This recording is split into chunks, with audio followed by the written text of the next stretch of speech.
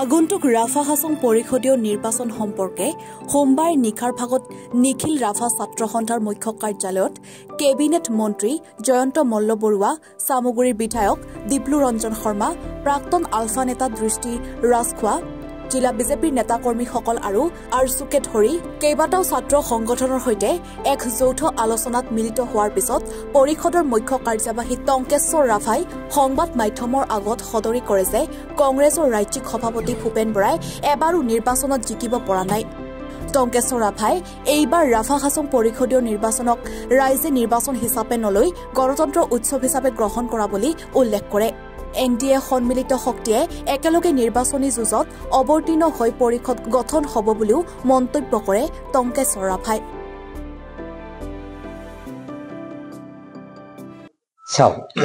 আমি এই নিৰ্বাচনটোক আমি এটা গণতন্ত্ৰৰ এটা উৎসৱ হিচাপে গ্ৰহণ কৰিছো আৰু এটা উৎসৱ হিচাপে আমি গ্ৰহণ কৰাৰ কাৰণে আপুনি দেখিব যে আবাল বিদ্যা বনিতাই সুন্দৰ নাচি বাগি গোটেই নিৰ্বাচনী সভাবিলাকত উপস্থিত আছে আৰু আমি যিমানবোৰ আমি এনডিএৰ দলৰ পৰা যিমানবোৰ আমি নিৰ্বাচন অংশগ্ৰহণ কৰিছো তাত ধুনীয়া মানুহ সম্পৰ্ক, ধুনীয়া হাহাৰে, ধুনীয়া আনন্দ ফূৰ্তিৰে তেওঁলোকে পুনৰবাৰ আমাৰ এনডিএৰ দলটি বিশেষকৈ যৌথ সংগ্ৰাম সমিতিৰ নেতৃত্বত চৰকাৰ গঠন হোৱাটো তেখেতলোকে বিচাৰিছে, কাৰণ শান্তি আৰু উন্নয়নৰ প্ৰশ্নটো ইয়াত জড়িত হৈ আছে।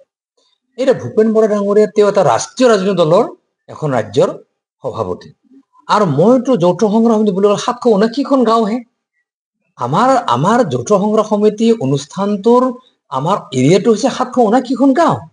এই 779খন গাঁৱৰ গাঁও চলোৱা মানুহজনক যদি তেওঁ তেনেকে আক্ৰমণ কৰে, মইতো ভাবিম ভূপেন বৰা মানসিক বিকৃতি ঘটিছে আৰু মানসিক বিকৃতি ঘটা মানুহবিলাকৰ এনেকে কাৰোবাৰ কিন্তু হ'বই আৰু মানসিক বিকৃতি ঘটাৰ কাৰণে তেওঁ 4বাৰকৈ হাৰিছে আৰু সেইকাৰণে আজি মই তেখেতক পৰামৰ্শ দিছো, মই সভা সমিতিসমূহত যিহেতু তেওঁ 4টা টাৰ্ম তেওঁ খাতা খুলিব পৰা পঞ্চায়ত নিৰ্বাচন আহি আছে, গতিকে মই আহ্বান জনাম আপোনালোকৰ যোগেদি যে ভূপেন বৰা ডাঙৰীয়া অহাবাৰ এই যে এপ্ৰিল আৰু মে'ত ইলেকশ্যন হ'ব আছে পঞ্চায়তৰ ৱাৰ্ড মেম্বাৰৰ তেওঁ ইলেকশ্যন খেলক আৰু ৱাৰ্ড মেম্বাৰৰ ইলেকশ্যন খেলি তেওঁ খাতাটো খোলক।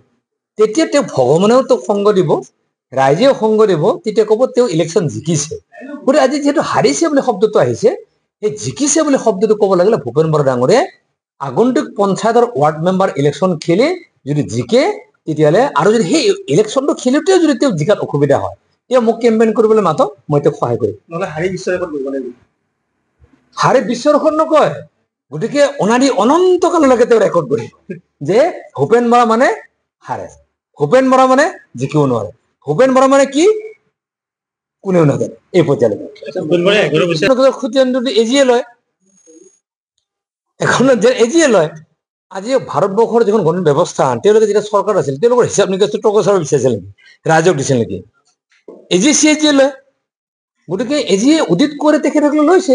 যদি তেখেতসকলৰ কিবা কথা আছে এজিক সোধক, গভৰ্ণমেণ্টক সোধক আৰু তাকো যদি তেখেতসকলে এপ্লিকেশ্যন লিখিবৰ কাৰণে যদি ভূপেন বৰাৰ মানুহ নাই, মোক কওক, মই মানুহ নিকৰি দিম, এপ্লিকেশ্যন লিখি পেলাই এজিক তেখেতসকলে জনাম। পুস্তিকা এখন ওলাব দিছে আৰু পইচাটো তেখেতে দিব বুলি কৈছে। তেখেতে পুস্তিকা ভূপেন বৰা 4বাৰ হাৰা মানুহটো, সেই 4বাৰ হাৰা মানুহটো পুস্তিকা ওলাইখন, সেইখন কি পুস্তিকা ওলাব মোৰ জানা আছে আৰু সেই পুস্তিকাখনৰ কি হ'ব জানানে, মানুহে নাচাব আৰু অন্ধ মানুহে চোৱা পুস্তিকাহে ওলাব।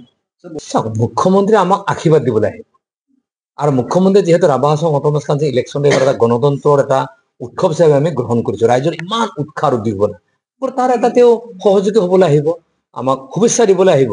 গতিকে শুভেচ্ছা দিবলৈ অহা মুখ্যমন্ত্ৰীজনক আমি নিশ্চয় আদৰিম আৰু ভাল লাগিব আৰু আমাৰ নিচিনা এটা সৰু নিৰ্বাচনটো যদি অসমৰ মুখ্যমন্ত্ৰী আহি শুভেচ্ছা দিবলৈ আহে, তাতকৈ আনন্দৰ কথা একো থাকিবই নোৱাৰে। গতিকে মই ভাবো আজিৰ তাৰিখত ভূপেন বৰা ডাঙৰীয়া তেখেতসকলে ৰাহুল গান্ধীক লৈ আনিব লাগিছে আৰু ৰাহুল গান্ধীক লৈ আনিলে মই ৰাহুল গান্ধীক দেখুৱাই দিলোহেঁতেন যে নিৰ্বাচন কেনেকে খেলিব লাগে। দুধনৈৰ পৰা নৱজিৎ ৰাভাৰ ৰিপৰ্ট, এনি ভাৰত 24।